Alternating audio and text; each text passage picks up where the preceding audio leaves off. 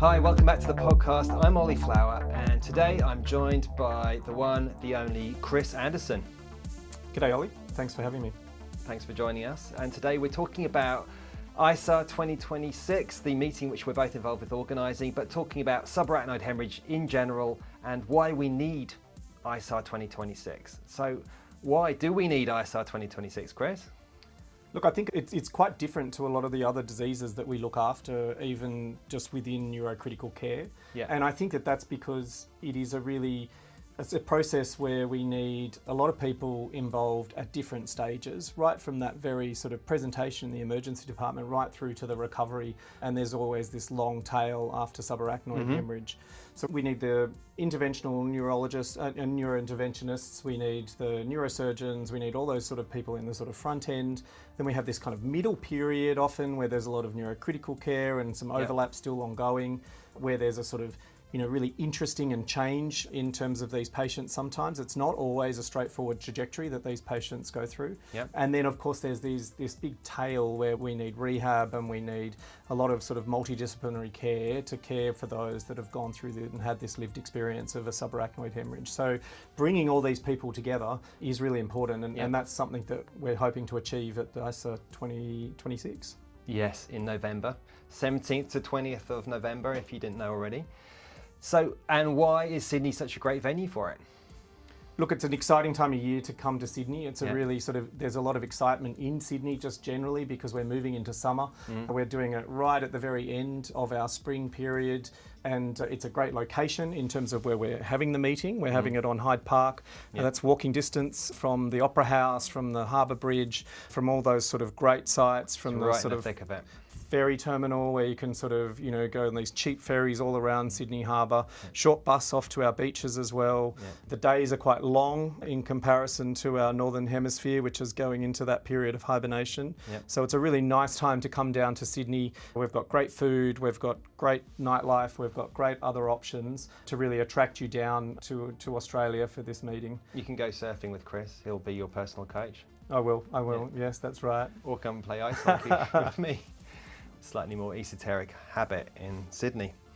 All right, if you could solve only one problem in subarach over the next decade, what would it be? Look, I think, a lot of our focus has been on certain aspects in terms of the care, but really this idea of delayed cerebral ischemia is the challenge, and it's the thing that we've sort of been struggling with. And when we look back actually in the history of this meeting, those challenges around delayed cerebral ischemia is what has brought clinicians from around the world together time and again to be really challenged by. And for me, that still is the big ongoing question. It's the big ongoing challenge within subarachnoid hemorrhage care. 100% agree, and that will be a major focus in the meeting later this year. Okay. Have we actually improved outcomes? The program starts with the early brain injury and moves into the acute management. My question to you is, if a patient with subarach walks into a hospital today versus 15 years ago, what is genuinely better now compared to then? Look, I mean, this is always a sort of challenging question. When we write grants and we try to get research funding money, we often talk about the lack of progress within subarachnoid hemorrhage care. I think there's some truth to that, and when we look at the massive advances that we've seen in ischemic stroke, which has really just been revolutionised in the last 10 to 15 years, is just sort of hugely changed. It's been game changer. We used to watch people progress through their stroke with a sense of distress but not much ability, and through the fantastic work of our neurointervention colleagues, our neurologists, we've seen this huge change in ischemic stroke. We haven't really seen that huge change in terms of subarachnoid hemorrhage care. No. We have seen an improvement if we look at mortality. Has got better. Yeah. So if we look at those sort of global trends, we have seen some improvement. You dig a bit into that data though, and I wonder whether some of that, if not most of that, is because of probable incremental improvements in terms of the care. So both that sort of microsurgical versus the sort of endovascular type improvements, as well as that package of care that we deliver in intensive care for these patient cohorts. And then the little controversial bit that I would chuck in there as well would be maybe we've got a little less prognostic pessimism. Yeah. Maybe we're a little bit more willing to sort of go the journey with people, especially those that turn up with very high grade, either high grade clinical or high grade radiological subarachs, Yeah. where we might have had a bit more pessimism in the past, and we might have sort of said, oh, look, it's a grade 5 subarach, they're going to do badly, let's have a chat with the family. And funnily enough, if you extubate them, they don't do that well. Exactly right. So it's a bit of like it's a self-fulfilling prophecy, as we often say. So maybe there's a little less of that, which will affect the data too. What have we spent huge effort on that probably hasn't made any difference whatsoever? I'm going to be really controversial on this one, and I'm going to accept that I could be wrong, and so I'm saying this more so just to be a bit controversial. But we do spend a lot of time aggressively treating vasospasm, and in fact the ISAH meeting was originally called the vasospasm meeting. Yeah. But we do spend a lot of time and effort treating it. That's right. So we take people and we often do intra-arterial therapies, which are highly complex and detailed and expensive. And, we hypertense patients for days on end. And, the actual evidence base underpinning a lot of that therapy and a lot of that intervention is not robust. Yeah. So I wonder, and it is a controversial statement, and I'm happy to be proven wrong in the future if better evidence emerges, that we may have spent a lot of money there without demonstrating huge improvement. Nice, okay.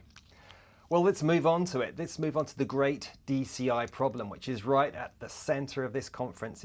It's arguably what differentiates subarach from any other disease that we look after.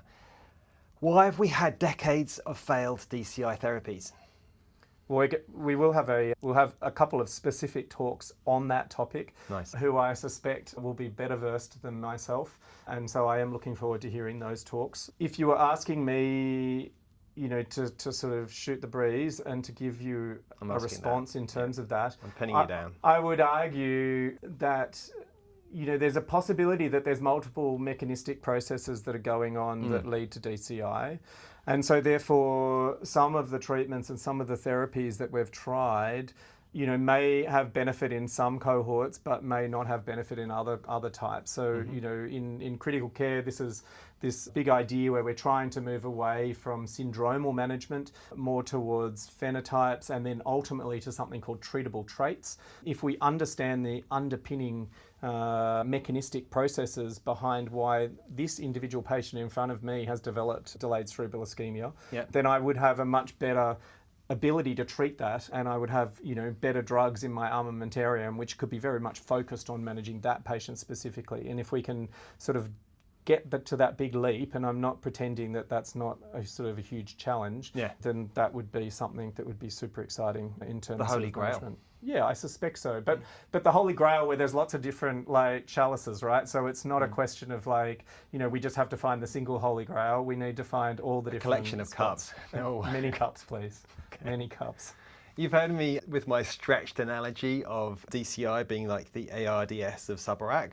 They're both clinical syndromes. They've both got a final common pathway. They've both got multiple underlying mechanisms that make them happen.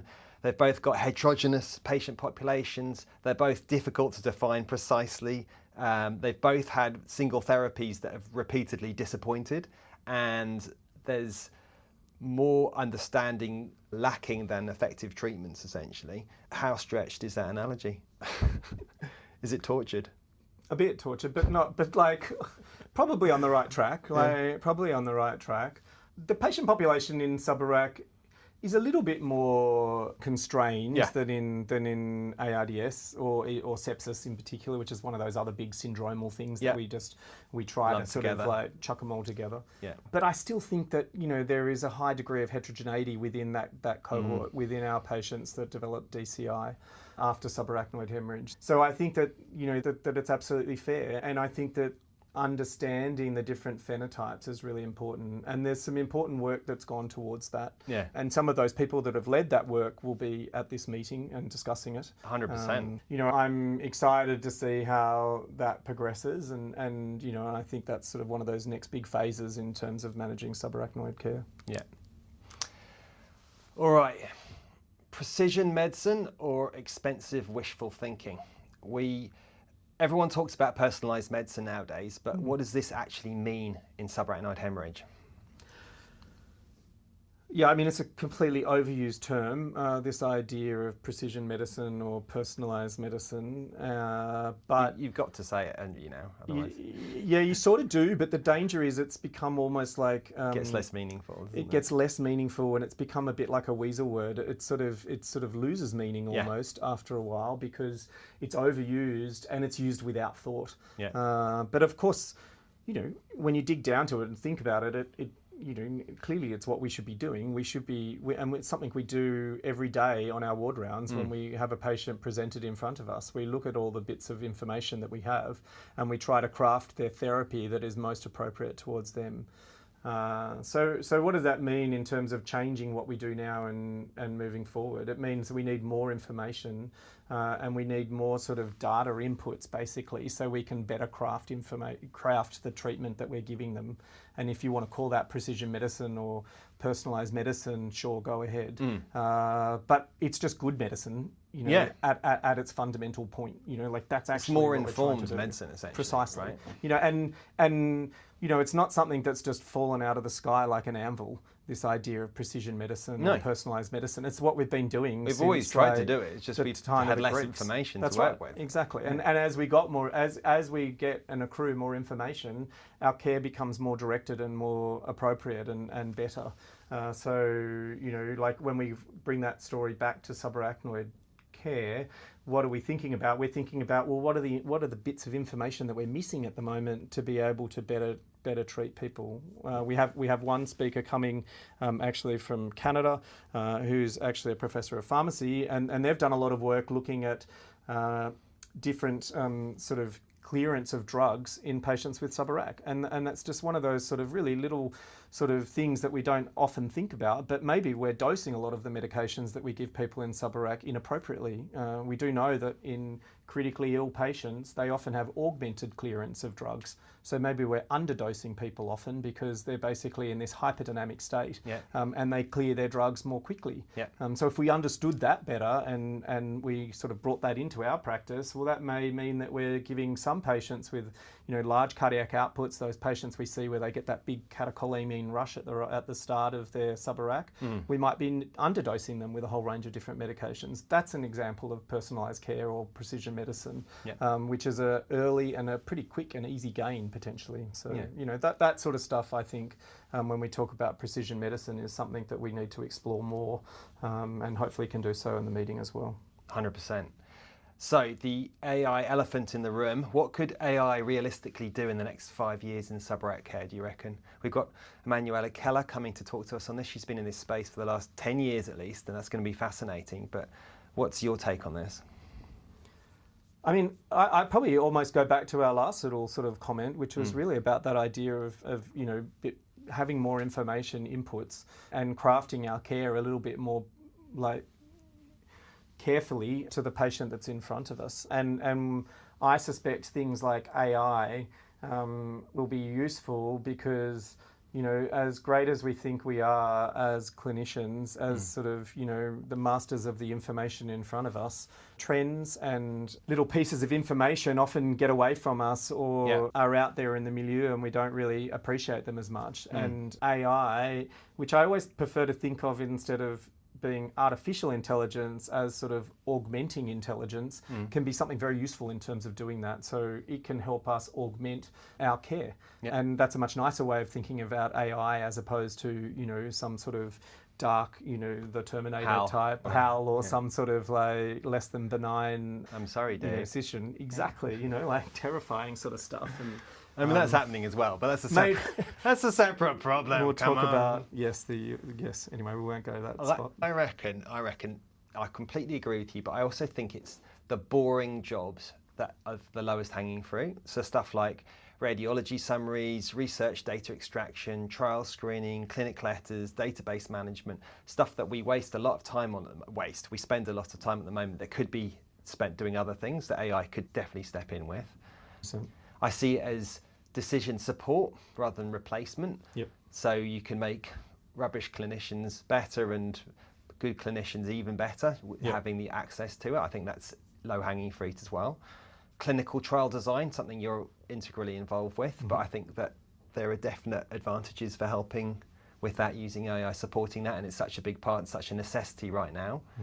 Physiological phenotyping, we've talked a bit about in this whole precision medicine piece, but I think this, you know, if we could have a specific phenotype which we link at different subtypes of subarach 2, which maybe they've got impaired autoregulation, particularly high inflammatory markers, or early metabolic distress, and then there's a particular treatment which we could link them to. That's the to me, a holy grail. Another one. We've got a lot of these holy grails lining up, haven't we? But I think that's an early. And then there's the deteriorating patient piece as well, the early identifiers, where we've got humans are bad at integrating a whole bunch of disparate streams of information that are coming in real time. If you had AI support for that, that might make it better, and then we can pick up on patients before they deteriorate, hopefully, and then intervene and do something. But again, what that means, I don't know. But definitely agree on that one, for sure. All right, what are going to be the best debates we're going to have at ISAH 26? We've got a few great debates coming up. What are your favourite? What do you think? How about the microsurgical versus endovascular debate? I mean, like, you know, I mean, that's evolved, hasn't it? It's evolved from the old school kind of clip versus coil sort of debate. It's something that's been going on for decades now. You know, I guess what I'm interested in that as a non-proceduralist, as an intensivist, you know, I guess both of those fields have had rapid improvement in the last, you know, 10 or 20 years through improved techniques, better devices, all those sorts of things. Surgery's evolved. That's right. Different devices are on the market. And I guess like one of the other reasons why I'm excited about this meeting is it really allows me to have an understanding of what's going on in other craft groups. 100%. And so you've got these two different craft groups there that are sort of discussing / debating this topic. But, you know, I'm really fascinated to learn and to sort of cross-pollinate essentially from that. Because I feel that when I understand that better, and I know that from attending our local neuroimaging MDT, that I just actually learn things that I don't fully appreciate. And that's another reason why I'm excited about this meeting, because it just does enable you to learn things about outside of your own craft group and sort of get a sort of more holistic view in terms of the care and management of people with subarach. So I think it'll be kind of cool for that. There's a workshop on neurovascular surgery for non-neurovascular neurosurgeons, which I think is going to be really interesting to go to. And then there's the INR and imaging for non-INRs, which also will just give, because it's run by them, it's going to give insights that you just cannot get from your own craft group, and it's going to be tailored at you. So, I'm really excited about those. All right, lumbar drains. Why are some centres enthusiastic, others barely use them, and what does the evidence have to say, and why is this a hot topic in 2026? I mean, at the last ISAH meeting in Duke in 2023, which David Hassan was the convener of, and I was lucky enough to attend, the results of EARLYDRAIN were presented by Stefan Wolf. And, you know, like that study basically told us that, you know, people who got the lumbar drains seem to do better. You know, there'll be sort of people that will criticise that study, and I'm not saying it's sort of, you know, like a perfect study. As a clinical trialist, though, I'm always sort of, you know, a little bit twitchy when people cast aspersions on clinical trials, because they're bloody hard to do. You know, they take so much work. There's so many people involved in them. The reason they're expensive is because they're difficult, but they're what moves our sort of medicine forward. And so they're incredibly important. So, you know, putting all that aside, and sort of, you know, we could dig into sort of the criticisms of EARLYDRAIN. Don't worry, we will. We probably will, and we probably will on stage. And I think that debate will be quite good. Stefan's going to be there defending. Exactly. So I think that is going to be entertaining. And I don't want to sort of preface that too much, but I think the fascinating thing is that that's 3 years now since that has come out, that paper. And yet we look at the practice across the world, Europe, North America, and then sort of, you know, the rest of the world, essentially Asia, the Pacific, and the rest of the sort of Southern Hemisphere world. And we don't see it used it hasn't been widely taken off adopted. yet. Hasn't been taken off. So I think it's an invasive treatment for starters. I think that, you know, there's cost associated with it. There's technical skill associated with it. And certainly the patients often have to be in a much more closely monitored environment. So generally need to be in at least a high dependency unit type environment. So it's not a tablet. Like, it's a pretty complex intervention that you're providing. So I think that's one big reason why it hasn't really taken off. And it doesn't necessarily mean you don't have an EVD as well. Correct, yeah. The argument behind, you know, as I understand it, behind, you know, having both, like two different, you know, flow diverting stents essentially, like essentially having an EVD and having a lumbar drain, is the idea is that you're trying to clear the sort of blood load from sort of, you know, in the brain. Remove the toxic heme. Yeah, maybe. So I don't know, you know, why has it not taken off? Look, I just think it's a complex intervention, and I'm wondering whether people are completely convinced yet in terms of, you know, was EARLYDRAIN enough to convince us? So where do we go forward from there? Well, one option is to do another huge trial, and certainly that seems it could happen. So watch that space, because that is a potential thing that could happen. Or we'll just kind of keep debating. Keep arguing. Yeah, maybe. All right, platform trials. Are they the future or just a fashionable way to spend grant money? So I mean, I have strong opinions on this as a clinical trialist. We're very lucky at this meeting that we're going to be presented to by Craig Andersen, who has a similar name to mine. They're different people, for the They're record. very, very different people. Actually, He's got a higher H index but can't surf, so... Like, by many magnitudes, a higher H index. I did actually look it up the other day, and it's like well into the three figures. Look, he's a sort of an amazing researcher from the George Institute, and Craig, he's done research both in subarachnoid hemorrhage and more generally in ischemic stroke. You will see his name on many, many, many landmark trials. I suspect he has double digits of papers that have been published in the New England Journal, often as either the first or last author. So he's just a hugely influential person and a fantastic clinical trialist. And he's going to come and talk to us actually on this topic about platform trials and registry trials and these sorts of things. Are they the sort of, you know, are they the future? Panacea. Like, if you ask me, and you know, in my humble opinion, I think that they're useful. If we talk more specifically about platforms, though, you know, they're actually quite complex in their execution. On paper, they sound super attractive and clever, and like, we're just going to build this infrastructure, and then we're going to run these trials, and we're going to keep getting lots of answers without having to build all the infrastructure every time. So I think, you know, people granting authorities seem attracted to them, so they do seem to get funded. That's the first thing. I just think, like, actually in their execution, they're often more complex than what they sound like. You know, I remember hearing Derek Angus talk about this about, I don't know, maybe somewhere 5 to 10 years ago at one of the European meetings. I think it was ESICM. And he had this lovely analogy, which is just so persuasive. He's just like, you know, what we do in clinical trials now is we build a stadium, and like, we get all the infrastructure to build the stadium, and we build it from the ground up. And then we run one soccer match or one football match. Apologies to my European colleagues. We run one football match, and then we pull the whole stadium down. You know, and when you put it like that and you have that argument, I'm like, oh my God, that just completely makes sense. We should just build the stadium and then run lots of football games. And yeah, sure. That's and the really Bayesian analysis productive. makes so much sense, and it's kind of how intelligence works.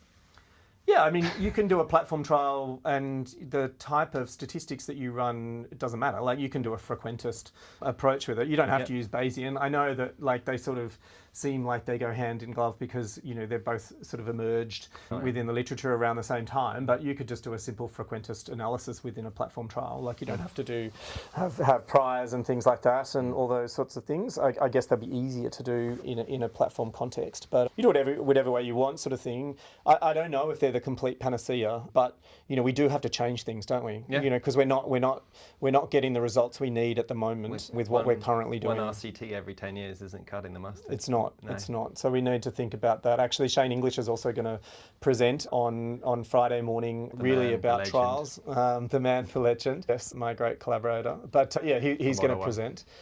as well on why trials have failed in DCI. All right, moving on. The patient perspective, it's a big passion of yours. I know you've done a whole blooming PhD on it.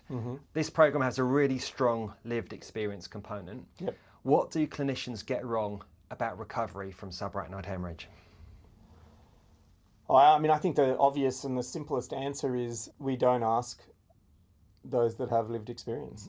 Like, you know, I know it seems a bit trite in response. No, but it's it's true though, probably isn't true, it? right? Like, it's probably true. Like, Yeah. we often don't ask. You know, when we systematically reviewed about 20 years worth of randomized controlled trials in subarachnoid hemorrhage, like from very small studies up until like studies as big as ISAH, and we looked at what happened. We found that in less than 10% of studies there was a health-related quality of life question. Yeah. So we just don't ask people, how they feel after their The subarach. doctrine of medical patronisation and paternalism, right? Yeah, we measure things that are easy to measure. Yeah. Not that we should measure, just that we find easy to measure. And that's often one of the issues. So if you ask me, what we get wrong, I think we just have to ask people a little bit more. So following on from that, what outcomes matter most to patients from your research and your reading on it? Yeah, so, we mentioned Shane before, but we've been collaborating for about 8 or 9 years now on this question. And the process that we've gone through to sort of approach this is we've built this really interesting collaboration, a lot with lived experience members. There's some that have been in our executive group, Maria Louisa Marti, who's coming to the meeting. She's this fantastic woman. She's an absolute force of nature. And she's a survivor of subarachnoid hemorrhage. She has sort of lived experience of it. We brought this group together and we've gone through and done a whole bunch of surveys. We've done workshops. We've done all these different things. And what's emerged out of all of that work is that there's a few things that are really important to people.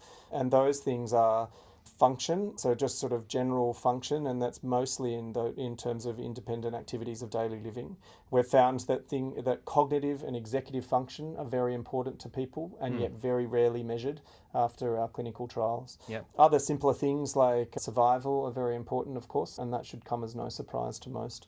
And then there's other things that are not well measured, but certainly in some of our surveys have come out very strongly that things like mood and emotion are ones that we should be trying to measure a little bit more. So they're the kind of big things I would say that have come out that are sort of underreported. Well, function's pretty well reported, but certainly cognition and executive function is poorly reported in particular.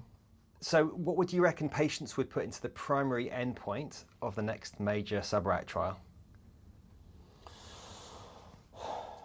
So Life and death probably goes in there as part of it. if your trial is big enough and there's a biological plausibility that your intervention could improve mortality, I still feel that it is an excellent outcome. People generally care, yeah. People care, right? Like people care, it's an important thing.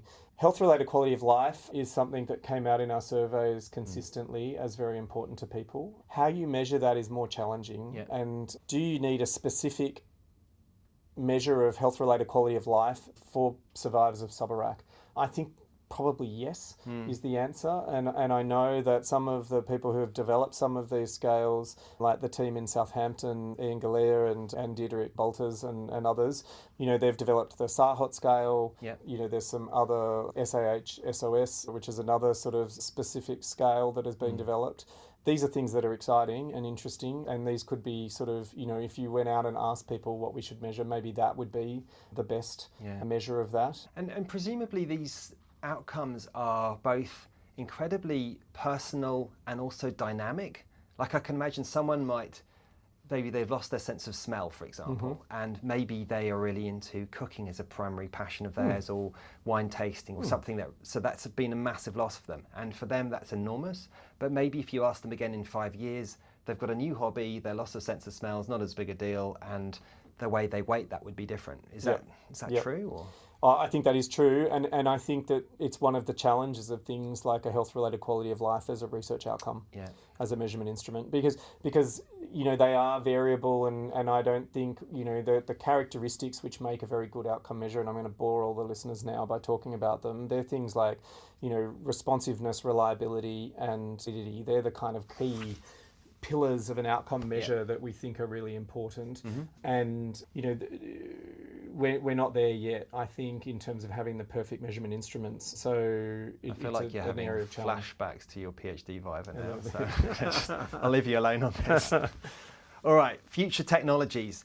We've got advances in robotics, we've got hybrid theatres, there's lots of changes in biomarkers, multimodal monitoring, and a lot of this is being covered at ISAH, so come along and listen to these fascinating lectures we're going to have. What tech seems science fiction today, but might be routine in 10 years' time, do you reckon? I mean, I guess the robotic space is super interesting, and certainly as a non-interventionalist, as a non-proceduralist, I should say, I've watched this from afar, and I still have this sort of mental image when someone brings a patient to me that they've said they've had a robotic procedure, where I imagine a robot standing in the operating room operating all the time, like, you know, with a robot-sounding voice sort of thing. C-3PO style. Or, 100%. Yeah. I still have that mental image, and I find it hard to get it out. I suspect that that's an area of huge change and huge thing, but I can't speak with confidence on it. And we do have actual experts coming. I know, exactly.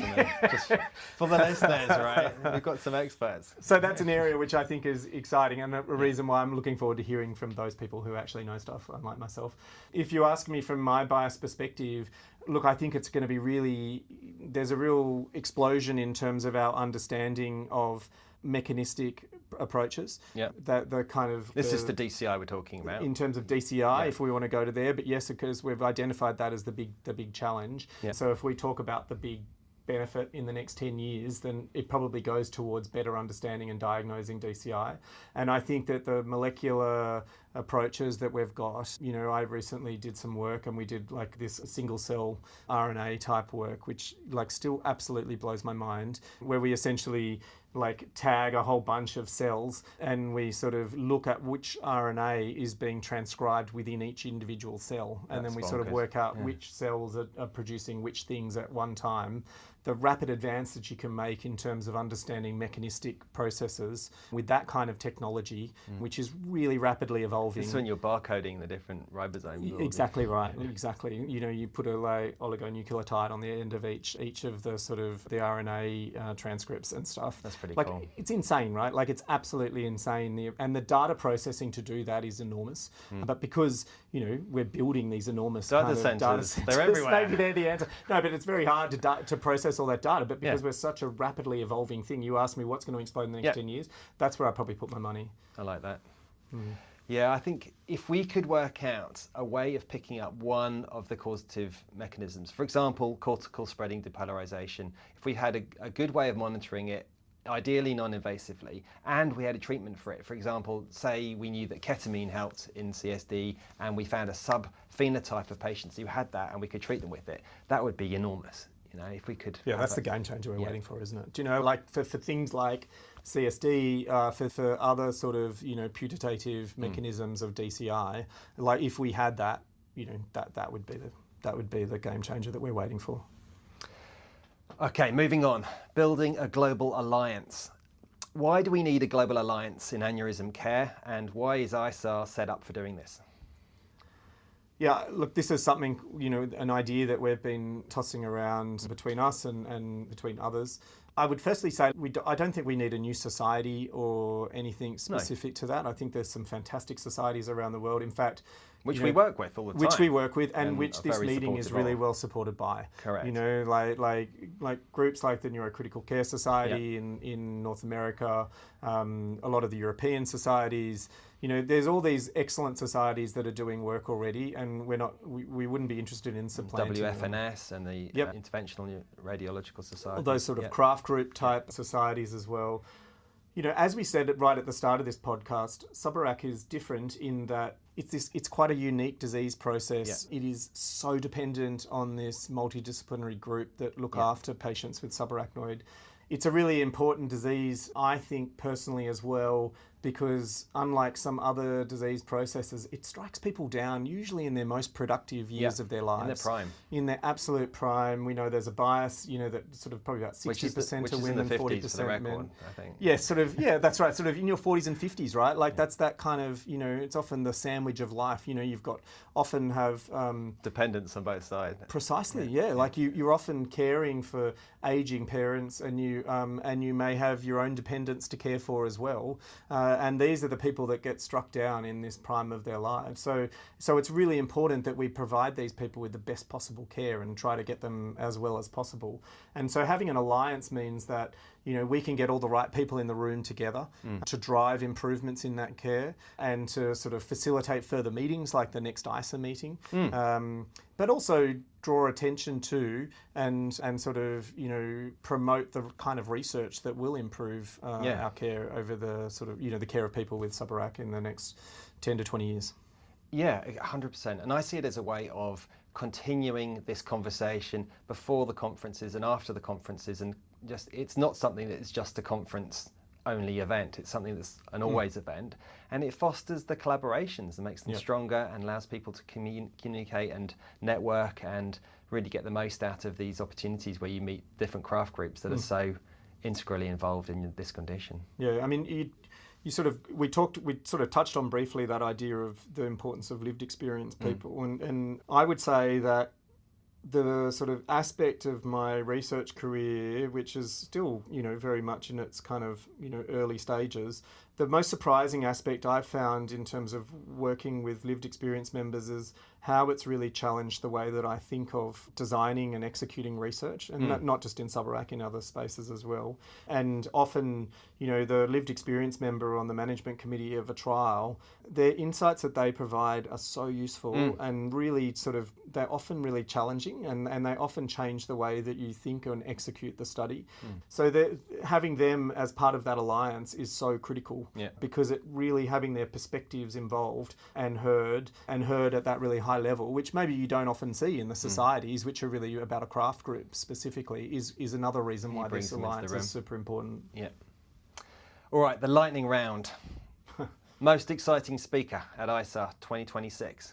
I mean, difficult question too. I'm excited about lots. You're on the spot. I'm doing the scientific committee, so I will. Who's your favourite child? I'll have to say Shane English. Shane, the man from Ottawa. Bad ice hockey team. All right, most controversial session. Look, I suspect that the guidelines is going to be really interesting. We're going to have people from authors and lead authors from the North American guidelines, from the European guidelines. European guidelines have just come out as well. And there's aspects there which are quite controversial. And we're going to have a debate on that, and we're going to try and explore People are going to throw things.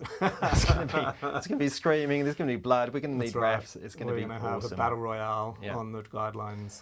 The most important unanswered question.